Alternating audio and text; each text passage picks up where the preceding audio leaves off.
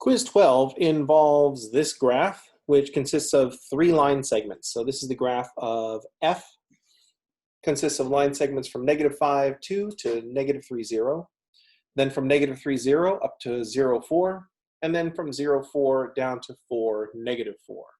So I've marked a couple of other points that might be useful. So I put 0, 2 on that third segment, and also, oops, I put that in the wrong order though, didn't I? So that's not the point 0, 2, that is the point 2, 0. That's better. And then after that is the point 3, -2, and then finally the point 4, -4. Those are all going to be relevant to our interests in this particular problem. All right. The setup is that we're given the graph of f, and then the function g of x is the definite integral from 3 to x of f of t dt. So this is coming right from the second part of the fundamental theorem of calculus, allowing for the construction of antiderivatives. So by the second fundamental theorem of calculus, g of x is an antiderivative of f of x. That is to say, the function that we're given, the derivative of that function is f of x. So when we're looking at the graph of f, we're also looking at the graph of g prime. And so now that we've made that connection, all the things that we know about derivatives are things that we know about, are things that we now know about the function g. So for instance, g prime is positive on the interval from -5 to -3. And so g of x should be increasing on the interval from -5 to -3. And the area tells us how much g should increase. So we don't actually know the values of g of -5. But we know if we start making a table of values for g of x, starting at -5, we don't know what this value is.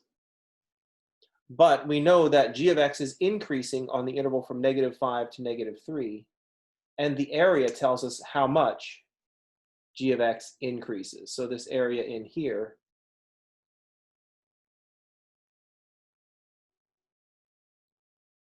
is it's just a triangle with 1/2 the base of 2 and a height of 2.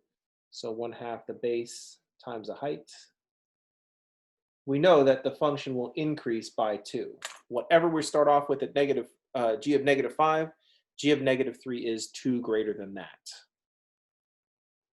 The next thing we can calculate, we can go from -3 to 0. So from -3 to 0, on the interval from -3 to 0, g prime of x, that is this graph of f, is positive. So g of x is increasing, and the area tells us how much. So the area in here is another triangle, 1/2 the base, which is 3, and the height, which is 4. So from 3 to 0, g of x should increase by 6. We also have more information than this. We know that g prime of -3 is equal to 0. So we also notice that g prime of -3 is equal to 0.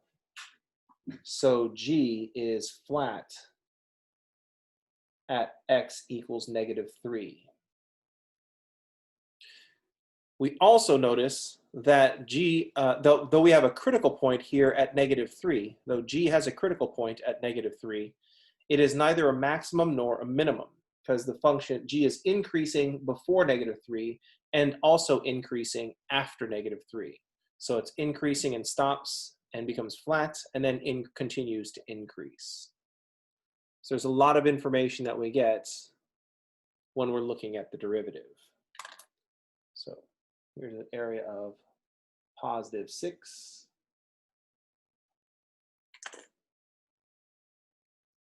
And then we can look at this interval from 0 to 4.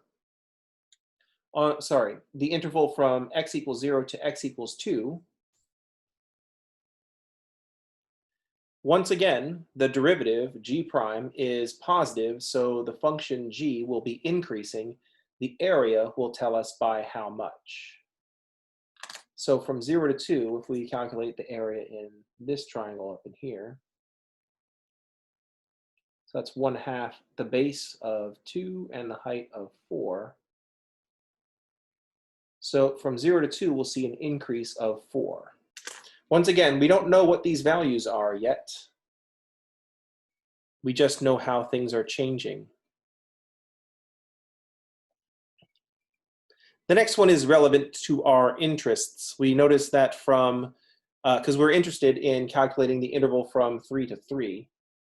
So we should mark that on our table of values. If we look at just the interval from 2 to 3 and calculate that area, first of all, we'll notice that the derivative is negative on the interval from 2 to 3. And so our function is going to decrease from 2 to 3, and the area tells us by how much will decrease. So the area is 1/2 the base, which is 1, times the height, which is 2. So the area of that triangle is 1, so g decreases by 1.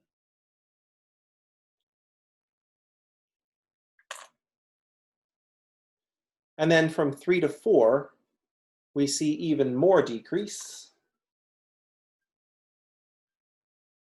So from 3 to 4, the function will decrease yet again, and the area will tell us by how much. So this last area, this one I'm going to calculate as a trapezoid. So it's going to be the average of the two heights, so -2 and -4, times the base, which is 1. So 2 and 4 is 6, divided by 2 is 3. So it'll be a further decrease of 3.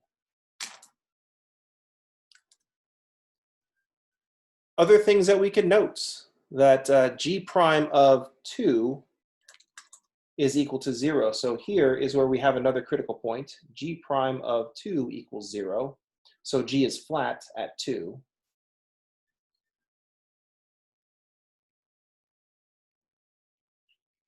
Where there was neither a minimum nor a maximum at -3, it looks like since g goes from increasing to decreasing, it looks like we have a local max at x equals 2.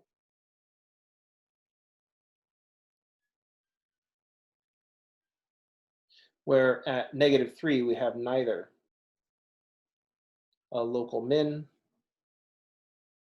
or a max. Because g did not change direction, whereas g changes from increasing to decreasing at 2. And g did not change direction at -3. So reading the derivative, the areas tell us how much the function changed. The sign of the derivative told us what direction the function was going. The area told us how much it went in each of those directions.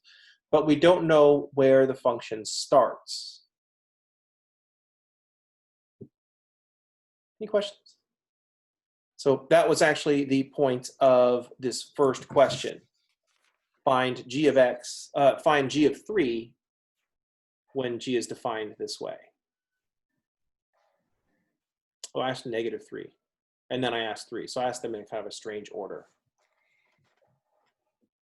So are you that's my question, is it's like that's why I was frustrated yesterday, because normally you give us 2 pieces of information in order to figure it out. So unless we're told at 0 it equals 12, how do we figure it out? Right, and I did tell you that. So looks like I have negatives that aren't appearing. So we're just going to have to go with the problem as written. There's a big space in front of the 3 because it was supposed to be negative, but that's fine. It's just going to move things up and down. So we can, all we need is some value of the function. What we need is a place to start. So when it says that -3 to x, that means that that's 0? Right, because when we evaluate g of something, to evaluate the function g of whatever, it should be negative. whatever goes in here goes up here. So if we want to evaluate this function at -3, that's where we plug in the -3. And then we just calculate the area from -3 to 3. So whatever we're trying to plug in, let's say we're trying to plug in -3, we integrate from -3 to -3 of f of t dt. And that is something that we can calculate.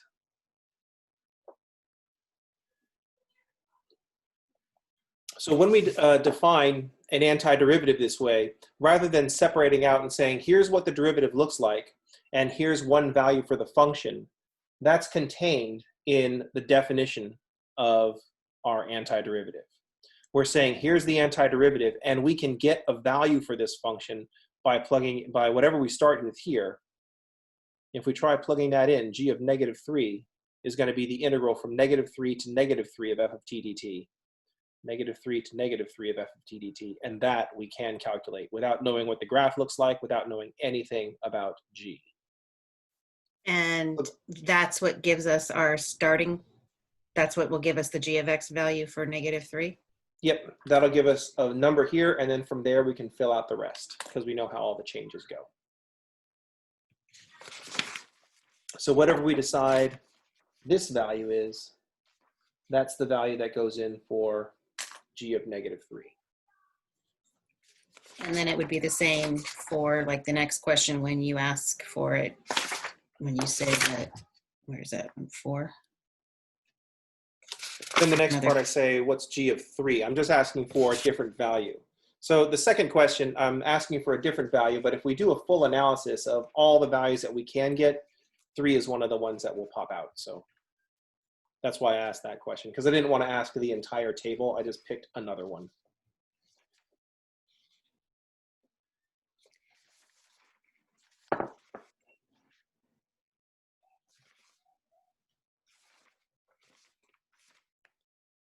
Any questions?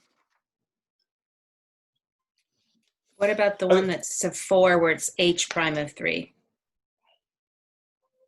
So for h prime of 3, we have g of x over 5x. So I've just defined this extra function, h of x is g of x over 5x. So if we want to know something about h prime of x, we just take the derivative. And since it's a quotient, we can use the quotient rule.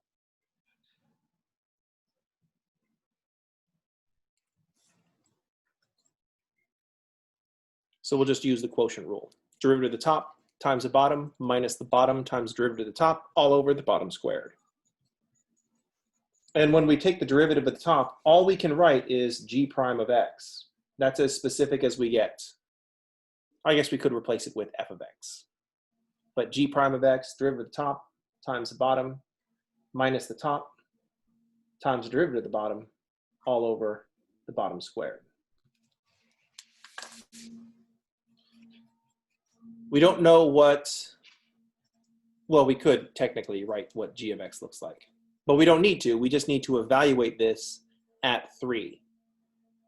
So we know how to figure out g prime of 3. We know how to figure out g of 3. So we can plug into the rest of it.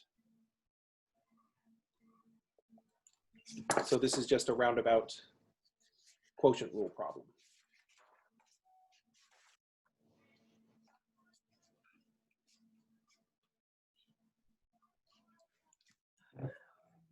Any questions?